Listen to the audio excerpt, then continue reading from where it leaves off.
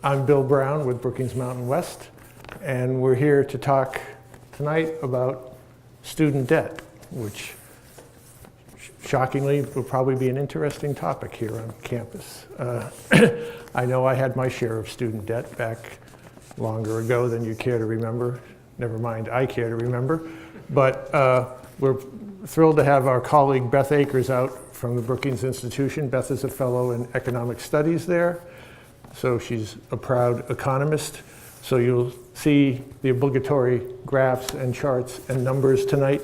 But don't hurt yourself taking notes. We already have the PowerPoint up on our website, so you'll have that to refer to. Thanks to our colleagues from Greenspun College here, you'll also be able to watch yourselves in a few days if you care to. But Beth is a specialist in higher education and particularly student debt, but her economics background included some service as the staff economist to the Council on Economic Advisors back in the last couple of years of the Bush administration, right?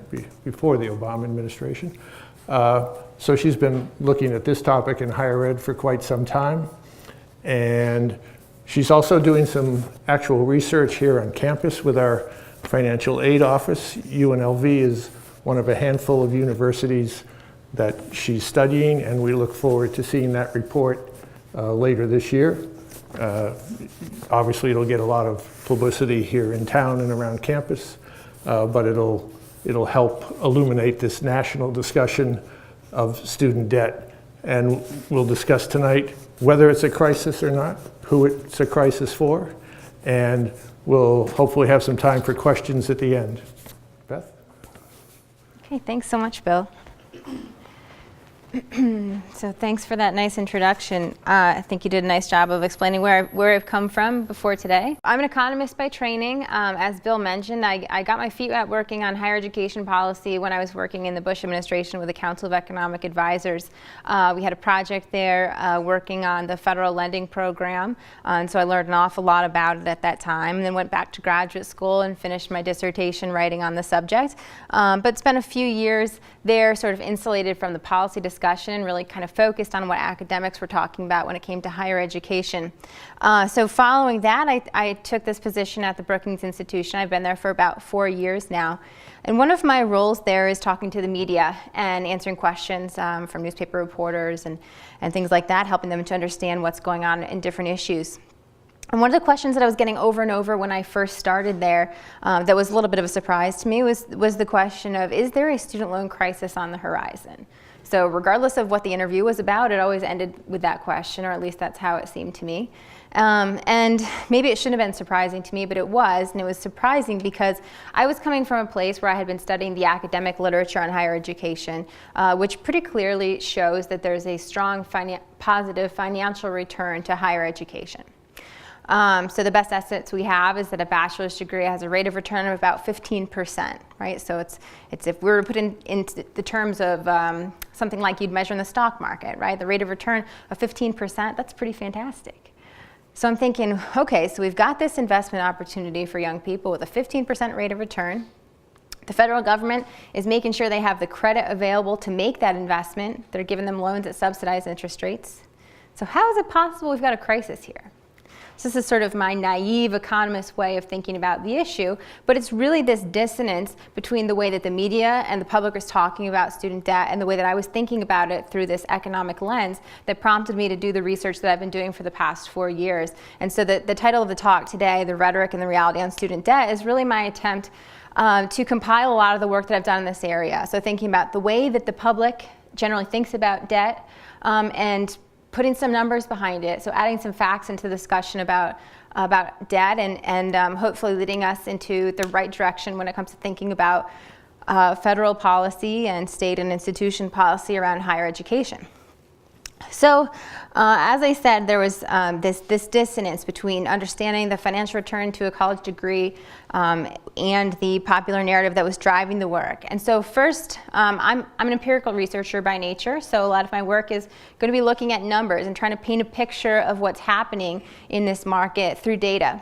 But the first step in understanding what was happening here was to think about how do the ways in which the public are thinking and talking about student debt may be wrong, because that gives you a hint of where to go with this type of analysis. So when I do that, I come up with a couple mistakes that I think are pretty pervasive in the popular dialogue about this issue. So the first one is what an economist, or I'll call an unrealistic counterfactual. So this is the old argument that says, look, if you didn't have to pay back your student loans, you'd be much better off, right? I'm paying $250 every month to pay back this student loan.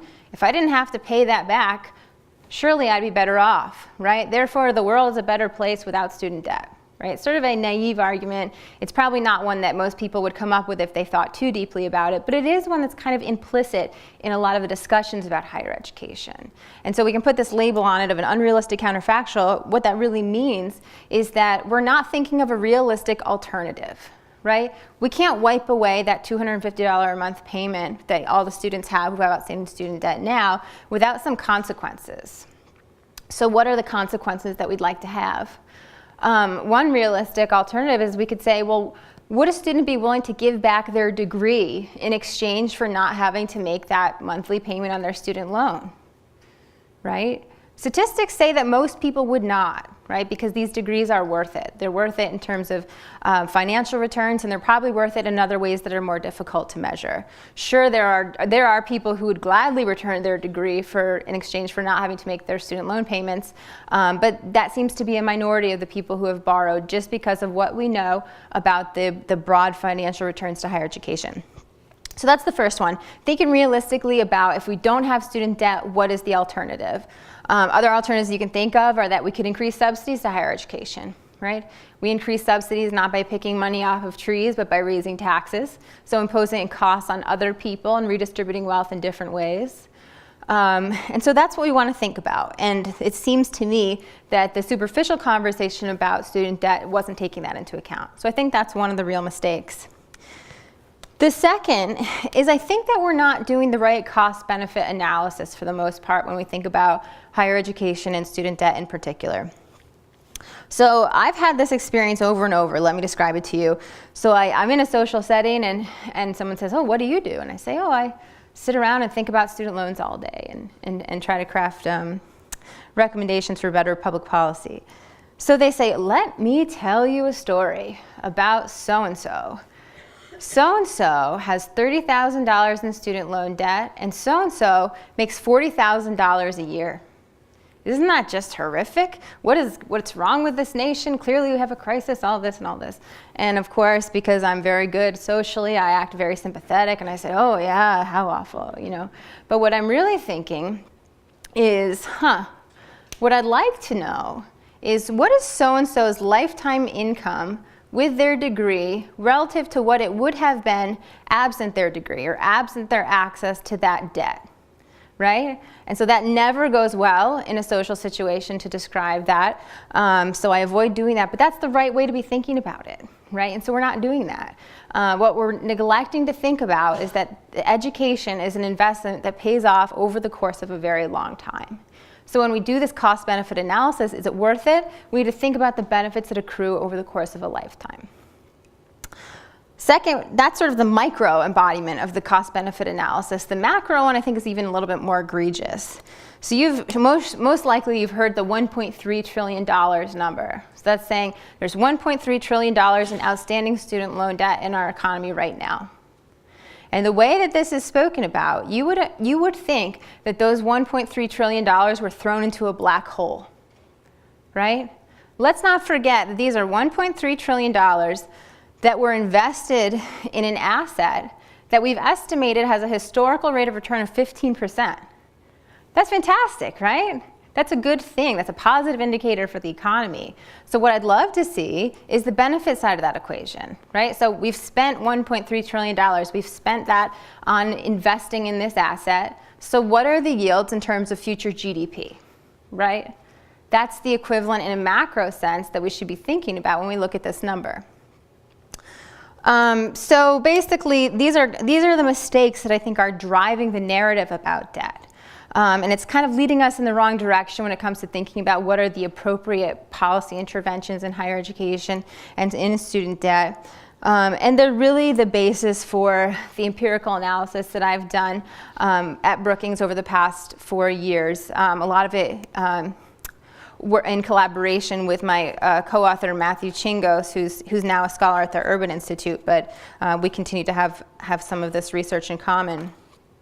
So I'm going to plug ahead here and show you some numbers to tell you what I think is happening in this market. But I want to give you the cliff notes first, just in case I don't succeed in capturing your attention for the next 45 minutes, which it seems unlikely, but it's possible, right? So let me just run through. I want to give you some bullet point ideas of what you should be taking away from this discussion. First of all, 1/4 of the increase that we've seen in debt over the past 2 decades is due to the fact that people are getting more education. Okay, so we think about there are maybe good reasons for student debt to be increasing and maybe bad reasons, and maybe we don't all agree on which is which, but the fact that people are getting more education, that's not a bad reason for debt to be increasing. And it kind of takes the edge off the concern, right? It backs you off of that hysterical notion about the increase in debt that we've seen when you think about it that way. Number 2, large debt balances are really exceedingly rare. So we read a lot about people with very large balances in newspaper stories about student debt. It turns out those folks are really outliers, and I'm going to show you the statistics on that. For the most part, people have modest amounts of debt and have hopefully invested wisely. The monthly burden of student loan debt has actually declined over time. So this is probably of my research the most controversial piece of data, and we'll talk about it once we get to that picture. Just to foreshadow a little bit, this is a picture that when I graphed it, when I spit out the plot, I was sure I must have done it upside down. Because this point is just inconsistent, wildly inconsistent with the narrative, right? On a monthly basis, the burden of student loan debt has gotten less over time. That doesn't quite fit, right? So let's figure out what's happening there. The next point, we read a lot about the relationship between student debt and the economy, student debt and entrepreneurship, student debt and homeownership in particular. So these studies are still inconclusive. So a lot of the coverage suggests that we have causal evidence about the relationship between debt and homeownership in particular. It's just not the case. I'm not saying a relationship doesn't exist, but I think that we've overblown the rhetoric about this particular issue when it comes to debt. And I think it's important that we don't assume we know what we don't already know. Those are sort of the cliff notes. If we have some time at the end, I'll tell you what I think are some of the real problems when it comes to student debt, if it's not in fact this story that the sky is falling and we have a macro crisis in student lending. So let's come to that at the end. Okay, so if you have paid much attention to the conversation about higher education, this picture won't be a surprise to you. We've seen that for a few decades, increases in tuition, these are published tuition and fees, have outpaced inflation. So the prices of higher education have increased more quickly than the prices in any other sector of the economy, including healthcare, which we know has also had pretty rapid inflation. So to put some numbers behind that, over the past 20 years, tuition and fees has more than doubled at 4-year public institutions, and it's increased by about half at 4-year private and 2-year public institutions. So when you think about this in the context of what's happening with debt, you know, we talked before about there being maybe good reasons and maybe bad reasons for debt to be increasing. Estimates suggest that about half of the increase in debt that we've seen over these 20 years is directly attributable to the fact that it just costs more to go to college. Okay? So people say, well, this is certainly a problem, right? College is just too expensive, and how do we fix that problem? Another way of looking at this is that price is a problem only to the extent that it outweighs the future benefits of the educational opportunity, right? So we think about the value of a degree, that we're talking strictly financial value, just because that's what's easy to measure here, and of course that's what's on the minds of a lot of students in this country, but I recognize readily that there are other returns to education beyond financial. But if the financial returns in the long run do not exceed the upfront price, then the price is the problem, or price is a problem. But if that's not the case, and that doesn't seem to be the case on average, at least historically, then price may not be a problem, right? In a sense, even though the price is high and has been growing, college does seem to still be worth it. Okay, so that's kind of a contrarian point of view when it comes to price. So I think what we don't need to be concerned about so much is the level of the price here, but the trajectory of the price. So price has increased over time, but it's still the case that the bump in wages that you get from a degree is enough to offset the increases in prices that we've seen. Is it possible that price will continue to increase at the rate that we see here, and also the long-run wages will also continue to offset that increase? That's where we sort of have a question. And that's something that I'm concerned about. Not the level of the price, but the trajectory of the increase in price. And why is it that price is increasing so quickly in this market? People are often quick to point finger at the institutions for this. I think if anything's going to stop it, it's going to become savvier shopping from the student side of things. Students are going to need to demand efficiency from the institutions. So let's go ahead. This is what's happening in debt over time, over the past 20 years. And this is based on my original research using a data set called the Survey of Consumer Finances. It takes basically a snapshot of a representative set of households across the country, a snapshot of their financial positions. And one of the things that we measure is their outstanding student loan balance. So a lot of the other data sets and studies on student debt in higher education are looking at debt at the time of graduation. So we're doing something slightly different here, which is just looking at a snapshot of a point in time for the set of young households, which we've defined as ages 20 to 40. What does their outstanding debt look like? There are advantages and disadvantages of measuring debt in this way, but what I think this does is it captures more of what the true financial burden is on these young families, perhaps more so than the snapshot at the time of graduation. So what do we see happening here is that among households with debt, so among those households that have at least some student loan balance, we've seen that their balances have more than tripled over the past 20 years. So a pretty dramatic increase during that period. In 1989, the average household that had debt had a balance of $5,800, so just shy of $6,000. And in 2013, which is the most recent year of data that we have for this study, the average had increased to $19,000. So just shy of $20,000. So we've absolutely, without question, seen dramatic growth in debt. A lot of people point at this and say we very clearly have a crisis because of this fact alone. And again, I go back to the need to do cost-benefit analysis and recognize that in higher education yields benefits over a long run. And any analysis of the state of this market needs to look at the long-run benefits in comparison to these short-run costs or these measures that reflect cost. So what's not visible in this picture, but is also really important in telling the story of student debt over time, is that the number of households who have debt has also increased.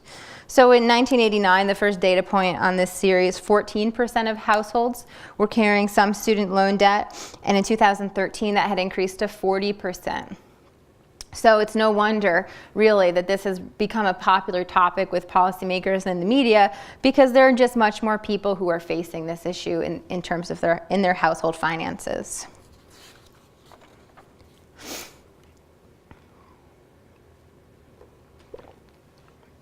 Okay, so this picture comes back to one of those teaser points that I gave you at the beginning in thinking about how rare are those very high balance borrowers. So far we've talked about means and medians. They don't tell the whole story about what's happening. Remember, we said the mean household in 2013 that had debt had about $20,000 in debt, not the $100,000 that we often see portrayed in media stories about student debt. And so what this does is just illustrates the distribution. So the pie chart is one for each of the most recent years of data.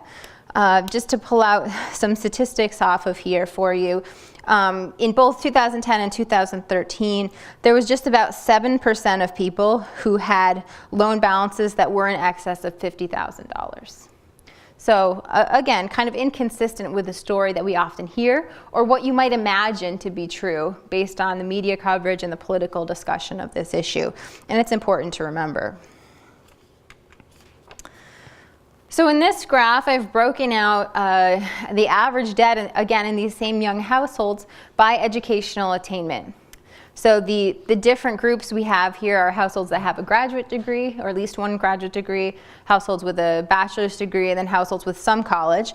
And unfortunately, due to data restrictions, our some college group includes people who have completed associate's degrees, but also people who have maybe started a degree and not completed, which we know those people are in really different situations. So what's very clear from this graph is that a lot of the increase that we've seen over the past 2 decades is coming from growth among people who are obtaining graduate degrees. So again, we think about there are maybe good reasons for debt to be increasing, bad reasons, or at least ones that are more or less concerning. I think most people would say that the fact that a lot of the debt is coming from folks who are investing in higher levels of education is maybe less concerning. These are high educated folks who tend to have high earnings employment opportunities.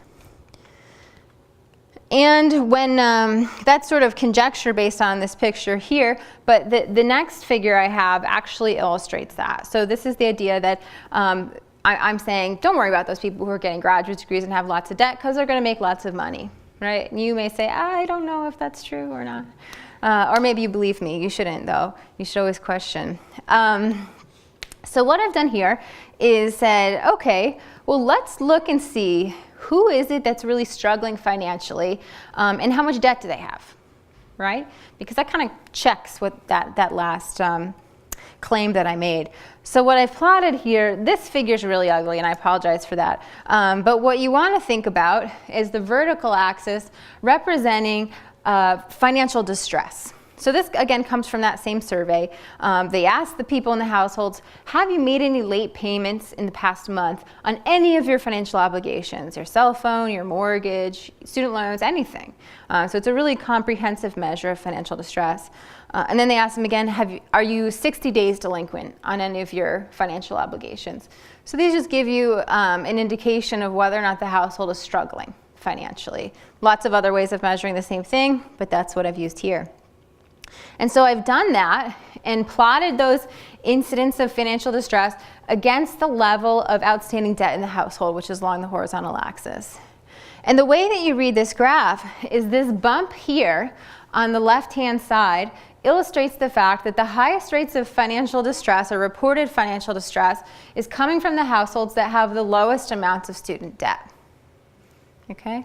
So, it makes sense when you think about it for a minute, but it might be one of those things that's a bit counter to the popular narrative, which would have you believe that the people with the largest debts are the ones who are struggling the most. In fact, this supports the notion that the people who have the largest debts are facing the highest levels of earnings and are being more successful financially in avoiding things like late payments or other types of financial distress.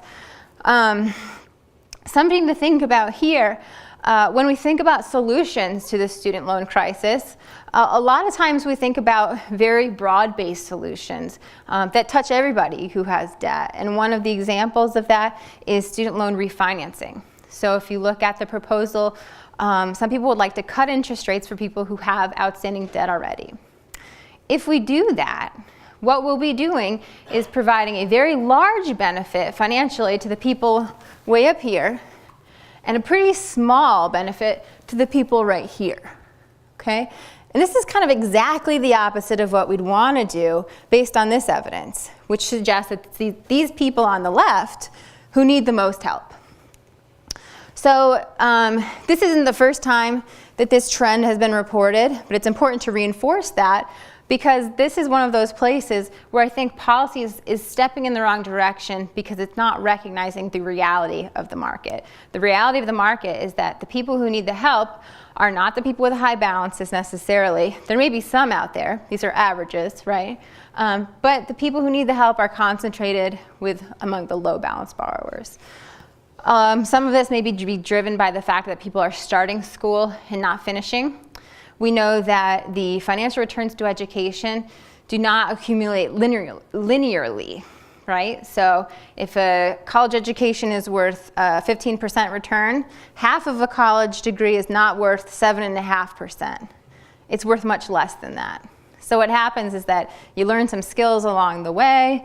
The return is not so great really until you get that diploma. We call that the sheepskin effect. Okay, so unfortunately, spending money on a degree but not completing it really puts students in the weakest position financially, getting little to none of the financial benefits of higher education and facing at least some of the cost.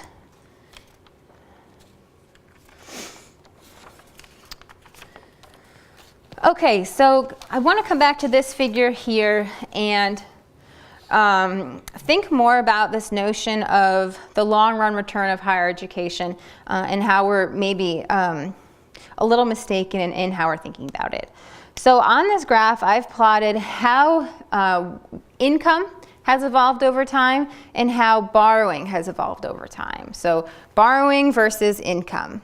Okay, so this is kind of the calculation I'm telling you. This is what we do, right, to determine whether or not to do the financial cost benefit analysis. How income increasing over time, how borrowing has increased over time. So let me give you a fact here. I'm going to ask you about it, so pay attention. Okay, so between the years on this graph here, which are 1992 and 2013, the increase in student loan debt was 3.2 times the increase in annual income. Okay, I'm going to say it again. Between 92 and 2013, the increase in student loan debt was 3.2 times the increase in annual income. So are things better or worse? It's a trick question, but just answer it, the naive way, and then I can go, aha, no, let me tell you the truth. They're better? Oh, you guys are too smart. You're supposed to say, no, they're worse, right? I guess I've already sold you on my case here. But one way to look at this is to say people are worse, right? So wage growth has not kept pace with borrowing growth, right? So borrowing has increased by a lot, and income for the people who have borrowed, which is different from the entire population, which is an important nuance, borrowing has increased by more dollars than annual income. Okay, people must be worse off, right? But this is a trick, because what I would like to have plotted here is lifetime income, right? Borrowing, dollar for dollar, does not need to, income at an annual basis does not need to keep pace with borrowing for people to be as well off or better off. Right? Lifetime income needs to keep up with borrowing for people to be better off than they were in earlier periods. So another way of thinking about this is that the increase in earnings received over the course of 3.2 years would pay for the increase in debt occurred when you compare people in the latest year to the earlier year. So yes, people in the later year are borrowing more, right? But they're also making more, so that extra debt that they've taken on, they can pay it back with their extra bit of income that they're earning each year in 3.5 years, right? And after that, all that extra income that they're earning, that's all theirs to keep. So that's a really rough way of thinking about how to do, without full data, a comparison of lifetime income to borrowing. We can't really do that exercise, right? We'd love to have a crystal ball that we could look into and say, this is how much you paid for your degree, and this is how much I know you're going to earn over the course of your lifetime, therefore I know you're okay. And that would be a great exercise, but we have not invented the crystal ball yet. So in practice, we have to do things like this and estimate what those relationships look like. This is probably not the best way of estimating it, but I think it does a nice job of portraying how we can make a mistake in how we think about how these things have evolved over time. Okay, so now I've convinced you that in the long run, borrowers today are better off than borrowers were 20 years ago, say, right? Let's suppose that I've sold you on that. You might also say, okay, Beth, that's great. You're really smart, and thanks for sharing your wisdom with us. I'm sure that's what you're thinking. But even if degrees are worth it in the long run, they may not, let me rephrase that. Even if they're worth it in the long run, it doesn't mean people aren't really squeezed when it comes to paying those bills each month, right? In sort of a textbook world, we might think that people could take out a loan and pay back their debt over the course of their entire working career, right? If that were the case, then surely they'd be better off, right? But in practice, Department of Education gives you that federal loan, and the default is that you pay it back in 10 years, right? So I'm saying, look, over the long run, people are better off in terms of lifetime wealth, but in the short run, maybe they're squeezed. And so this picture is an attempt to understand whether or not that's the case. So what I've done here is try to come up with an indicator of the monthly burden of debt. And one way to do that is to look at the relationship between the monthly payment that's due on a student loan and the monthly income that a household has to make that payment out of. Okay? And so what I've done here is just plotted that ratio. So this is the ratio of payment to income. Another way of interpreting this is what percent of monthly income is being spent on student loan repayment. Okay, all the same thing. And so this is the one that I said, when I first plotted this, I thought, oh, it must be upside down. I must have put the ratio in upside down, right? It turns out that I didn't. And in fact, what we see is that over the past 20 years, the monthly burden has actually declined for households who are repaying their debt. Okay, so people are spending a smaller fraction, at the mean, people are spending a smaller fraction of their monthly income on loan repayment than they were 2 decades ago. So this is wildly inconsistent with the way that a lot of us would have imagined this relationship to work, right? Worth noting, of course, that the median is flat, right, but it's not increasing. Certainly not consistent with the idea that people are more squeezed now than they were 10 or 20 years ago. So it turns out there are a few reasons for that. Well, I should just say this number ends up at about 4. So if we lean on the median estimates, it puts us at about 4% of monthly income being spent on student loan repayment. When you fit that in with other household expenditures on a monthly basis, it lines up somewhere with like how much people spend on entertainment. Okay, so it's not a significant portion of their monthly expenditures. So a couple things are happening here. If you buy the last figure I showed you, you believe that in fact people who have borrowed are wealthier now than people who borrowed historically or borrowed 10 or 20 years ago. That would cause this to be true. But another thing has happened during this time, which is that loan repayment periods have lengthened. So the standard repayment period on a federal student loan is 10 years. But you're able to consolidate your federal loans into a longer repayment period if you'd like, or if you meet certain circumstances. And we also have introduction of different types of repayment plans during this the period shown here. And what that has done is we can look at the average amount of time that it takes people to repay their debts, and during this period that has lengthened for those number of reasons.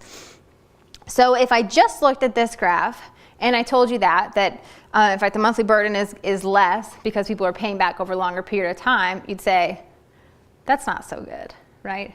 I mean, that's not so convincing. But this, in concert with the other information that we have on the long-run benefits of higher education and the relative increase in wealth over time, those things together tell a much rosier story than I think a lot of us would have imagined before looking at these pictures. So one thing to think about is, again, we were looking at means and medians in that picture, telling the story of what's happening at the middle of the distribution. And you might say, look, I get it. The typical borrower is doing just fine. But what I want to know about is the person who's really in sort of extreme circumstances, okay? So what we've done here is try to look at, over time, what is the incidence of folks being in kind of a distressing situation when it comes to their student debt? And so we've done the same thing again, looking at the ratio of payment to income. And we've created these kind of arbitrary thresholds of 10, 15, and 20%. And we said those are pretty high levels of financial burden on a monthly basis for a household to have to meet, but sort of arbitrary levels, just to see how many people are falling into those categories over time and how has it changed over time. So what we see is that the frequency of households being in this position pretty consistently declines from the early 90s leading up until 2007, which is the beginning of the financial crisis. And following that point in time, it starts to tick up again. So the conclusion here, in the past several years, coming out of the recession, or going into and coming out of the recession, we see more and more households falling into these kind of more extreme levels of hardship when it comes to debt. And so the thing to think about here in terms of the policy perspective is that it's important to have safety nets, particularly safety nets that work in supporting borrowers through distress that may be driven cyclically, right? So we know that a lot of this is going to be driven through what's happening in the macroeconomy. Okay. So moving on, one of the things that people talk an awful lot about with debt is how it impacts different behaviors in the economy. And entrepreneurship is one, homeownership is one, and then just the economy in general. But the one that seems to really strike people is the potential relationship between debt and homeownership for young people. And part of the reason is that we've seen some evidence on this issue, and I think what's happened is that the evidence came out, and the evidence was interpreted to be a little bit more strong than it really was. And so the initial study on this issue, trying to understand the relationship between debt and homeownership or purchasing of the first home, came out of the New York Fed. And what they did was they plotted over time homeownership rates of households that had student loan debt and households that didn't have student loan debt. And this is not the picture I'm showing here. This is my own work. But in their study, what they showed was that for the first time in recent year, the homeownership rates for households with student loan debt had fallen below homeownership rates for households without student loan debt. Okay, so for the first time in the history of their study, people with student loan debt were less likely than people without student loan debt to own a home. Okay, when they look at a young population. And so I think what happened is a lot of people saw that and they said, what we can conclude from that is that debt is depressing homeownership rates among young people. And unfortunately, that's just, it's not true. We don't have enough evidence to draw that conclusion. It's not necessarily wrong, but it's not necessarily right either. There are a number of reasons why looking at those trends may not tell you conclusively the causal relationship between these two phenomena. I was curious about this issue for a number of reasons, and so I attempted to replicate the work that they had done using a longer data series. And so that's what's illustrated here. So you can ignore the dotted line for now, but just notice that there's the blue and the green. These are homeownership rates among young households plotted over time. And the period of study in the Fed report that I'm referencing is actually somewhere over here. Okay, so they have a much more recent period of time. But what they showed in their study, as I said before, was that the homeownership rates of people with student loan debt had fallen below homeownership rates of households without student loan debt. And in their study, that was the first time that had ever happened.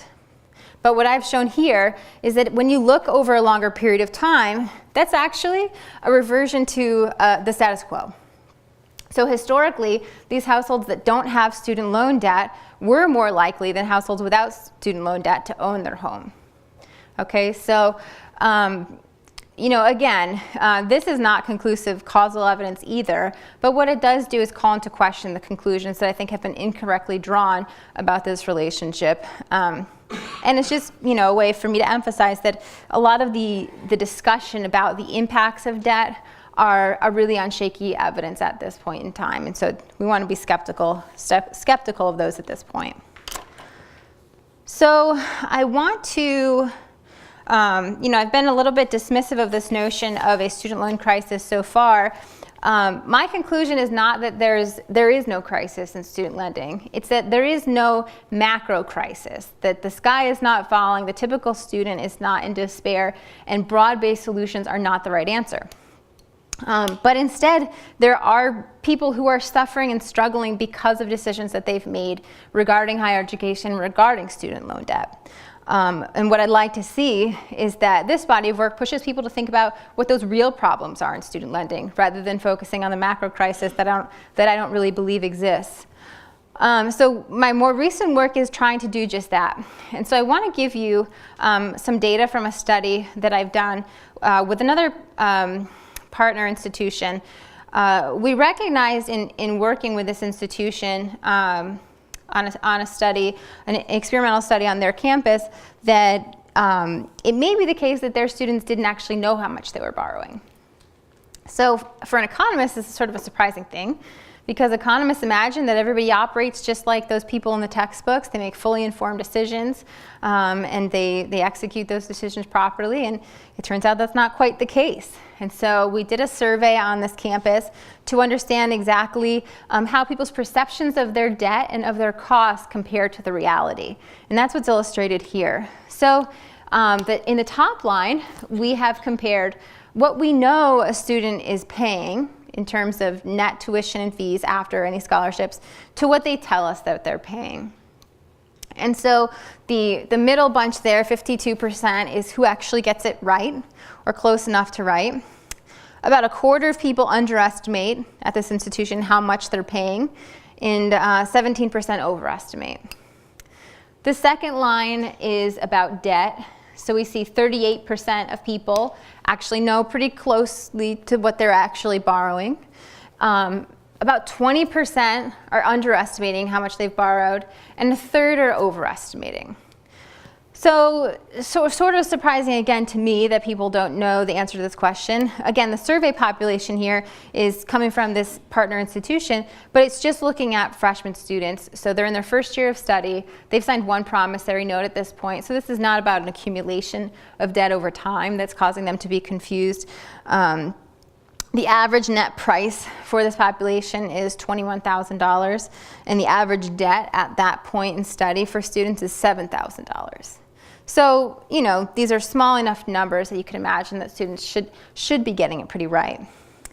But then the question became, is this a phenomenon that happened just on this campus, or is this a national problem, which actually caused us to look for an administrative data set at a national level that would allow us to answer the same question. So we were fortunate to recognize that the NIPSAS data set has both student reported levels of debt as well as administrative records on debt. So we know how much they've borrowed, and we have a report of how much they think they've borrowed, which is convenient for our study. And so it turns out that the students at the school that we were studying we're doing pretty well compared to the rest of the country. So this graph really just focuses on debt, so we don't have the data to compare costs, the real costs versus what the students think they're paying. Instead, we just focus on debt. And so when you ask this question, you don't care really if students know to the exact dollar how much they're borrowing, right? You care that they know kind of how much they're borrowing, right, within a certain margin of error. And so we did this test and measured how many people knew and didn't know but we allowed for different error tolerances to see if that mattered. And so the horizontal lines here are different error tolerances to still be considered correct on your estimate of debt. It turns out that doesn't really matter. And that doesn't really matter because when people are wrong about their debt, they were really wrong about it. So moving that little margin of error that we allowed a little bit didn't really make a big difference. But what you can see in this is that about half of the people were significantly underestimating the amount of debt that they have. And again, this is first-time, full-time freshmen in the spring of their freshman year of study. So they've probably signed one promissory note at this point. They don't have a tremendous accumulation of debt. It's conceivable that they should know this, or reasonable to think that they should know this. So yeah, about half of people underestimating, about a third correctly estimating, and the rest are overestimating their debt. Probably the scarier thing that came out of this analysis is the fact that people don't always even know that they are borrowing when they're borrowing. So a lot of the people who are underestimating here were telling us that they have zero debt. So among the people that we know had federal student loans in this sample, 28% of those people that had federal student debt said, I have no debt at all. So almost a third of people that we know have federal student loans do not know that they're borrowing. And so, they said that they don't have any federal student loans. So then we questioned, well, maybe this is confusion over what type of loan they have, because we know that there's a private student loan market as well as the federal student loan market. So we asked the question again, or the survey asked the question again, and 14% of those same people said, I have no debt at all. So these are really high numbers. The difference between those two numbers tells us that there's pretty serious confusion about federal versus private loans, which is extremely important because federal loans have significant safety nets built into them. If you have low income after graduation, you don't pay anything on those debts until you're actually making some money. With private student loans, that's not the case, or generally not the case, and private student loans follow you through bankruptcy. So pretty serious differences between these types of loans. People don't know how much they've borrowed. They don't know what instruments they're using to borrow. And to me, this is a real crisis. This is what I'd call the information crisis in student debt and higher education.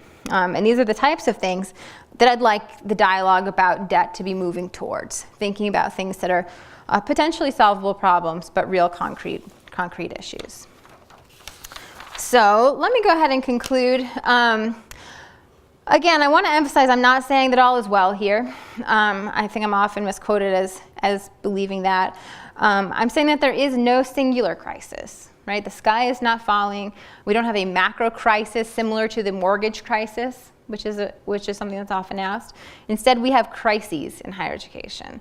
And the reason I think it's really important to push back on this popular narrative is that continuing to talk about the macro crisis prevents us from talking about the real crises, which prevents us from getting help to the people who really need it in this market. When I think about what is the sort of pervasive big issue going forward that should be solved, it's about risk. And I'm happy to talk a little bit more about that, but I'll kind of leave it there for now. We need to correct the problem of risk in higher education. Higher education has a great return. If you think about it as an asset, like a stock, it has a very high average return, but it's a risky investment.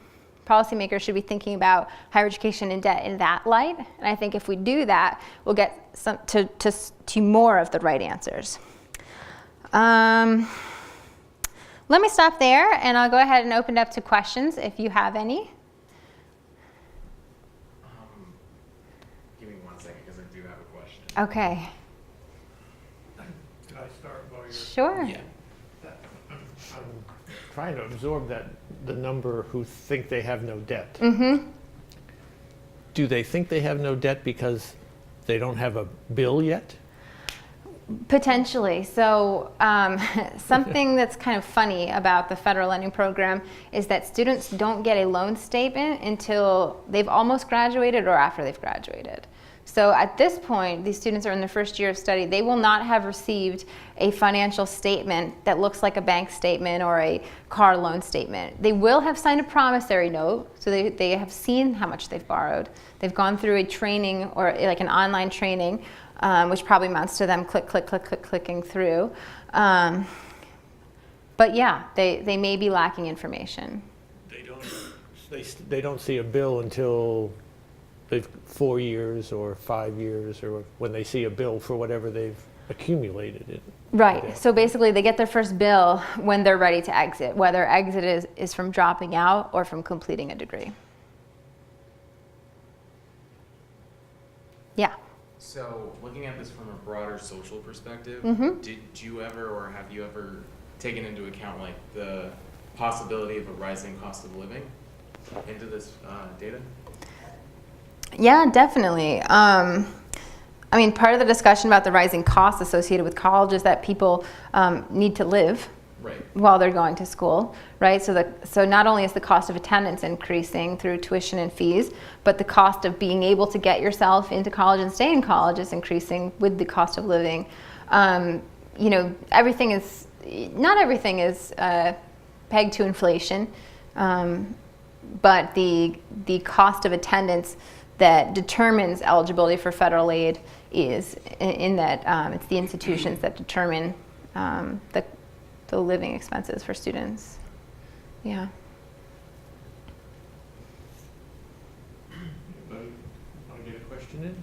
One in the back there? Oh, I'm sorry. That federal loan guarantees have factored into the increase over the past 2 decades, or you talked about at the early part of the presentation the rate of increase in tuition. Do you think that has factored into that rate of increase? So the increased availability of debt, has it driven increase in tuition? Is that the question? Has federal loan guarantees increased the amount of debt that students have taken on or have been able to take on?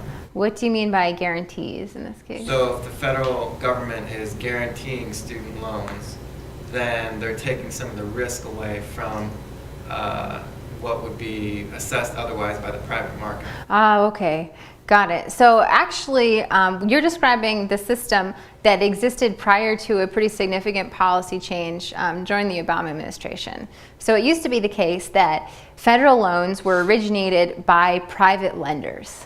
And the way that the government got private lenders to make these loans at prescribed interest rates is, one, they gave them a subsidy, and two, they guaranteed a loan and said that if the student doesn't pay back and you've done all of the right things to get them to pay it back, then the government will pay. And so the lenders basically had a guarantee, and that made it more lucrative for them to make these loans. We went through a period where it was in fact very lucrative for them to make these loans, and they were aggressively pursuing institutions to build their businesses. I'm not sure that the lenders in that case had the capacity or the ability to get students to borrow more, because the students still worked through their financial aid offices to get debt. They were prevented from borrowing more by the aid eligibility rules and by the cost of attendance at the institution. So the financial aid officers were sort of the gatekeepers there. So I don't think so. I mean, what I thought you were going with that question is maybe the concern that the increased availability of dollars for college coming from the loan program are a potential driver of the increase in tuition that we've seen over time. And I think that's a possibility. We know that anytime we put a subsidy into a market on the consumer side, we're going to drive potentially an increase in price. So the supplier, in this case, which is the institution, can capture some of that subsidy depending on the elasticity of demand, right? Let's go back to 101 stuff here. And so that's likely the case with subsidies to higher education, in particular Pell Grants, which is really just a cash transfer to students.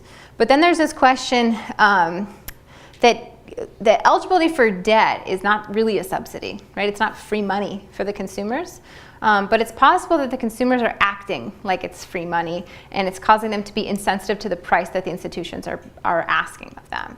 And that comes back to what I had said in the beginning about my concern over the trajectory of prices in this market, because I do wonder if it's the case that students are, choosing institutions blindly with regard to price. If it's the case that they don't know how much they're paying when we ask them in their freshman year, it seems pretty reasonable to think that when they shop for college, they're insensitive to that price in the first place. So sort of problematic. It is a political season, and so we can't go without a political question. And since the university and the city are going to be the proud hosts of the last presidential debate, have any of the candidates, either current or even previous candidates, have they marked out any positions on this? Will this even be an issue? It seems like it's an issue in the primary. So we've seen a pretty broad range of proposals here, from the Sanders campaign, which has proposed free public college, which is a pretty radical change from the system we have now, which is a market-based system with subsidies.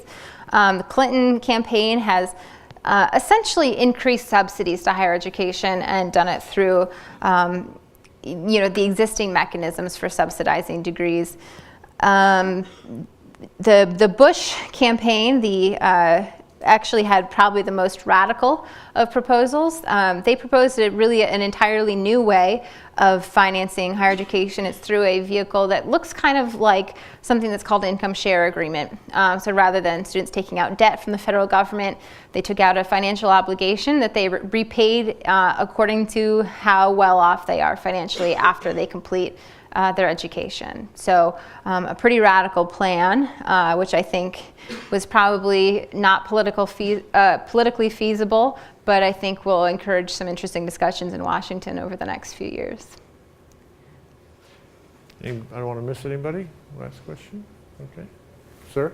Hi. So I'll try to rephrase this as best as I can. Sure. In regards to strictly looking at what you call the information crisis among college students, particularly freshmen, and not understanding their debt, do you think that, did any research look at whether it's a lack of financial education that is spearheaded through the K-12 system and not having either parents or administrators talk about finances to students? And what could administrators do to help students understand this in a better light? Yeah, so I don't think we know exactly where there's a deficit in financial education, but there are a lot of studies going on at the moment trying to get people to obtain and process this information in a new way.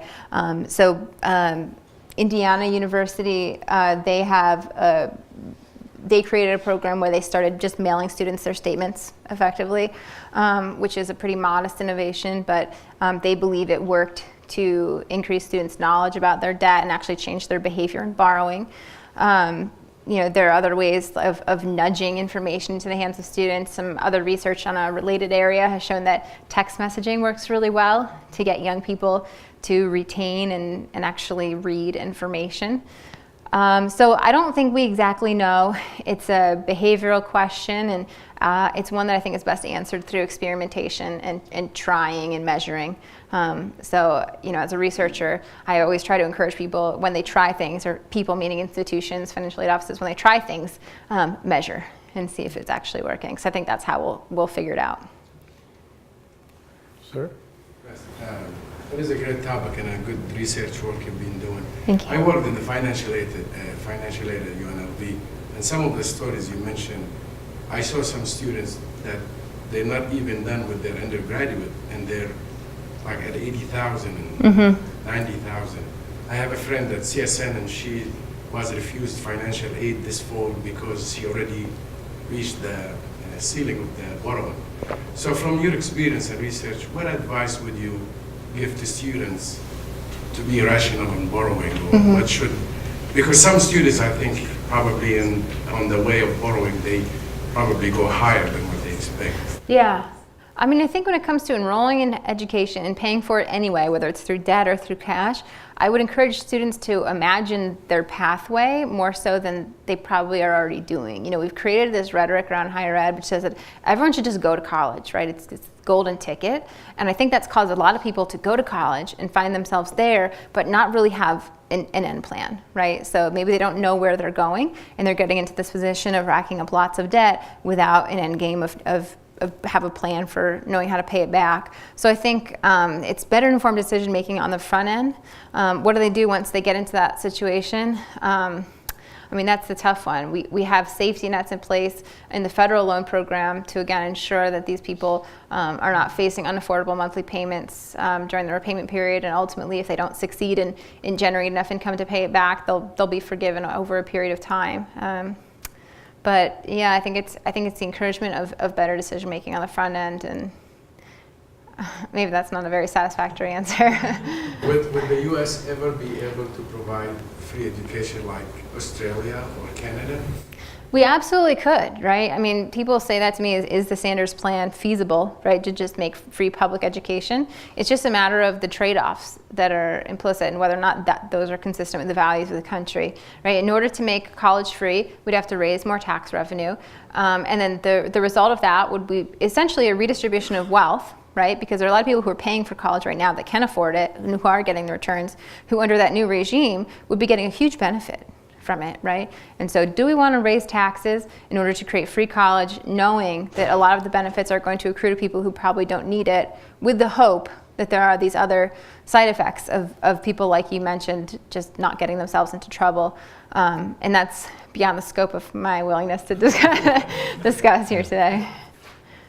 Great. Thank you all. If you have an unasked question, we'll be around for a few minutes. Beth will be happy to talk to you. And thanks for coming.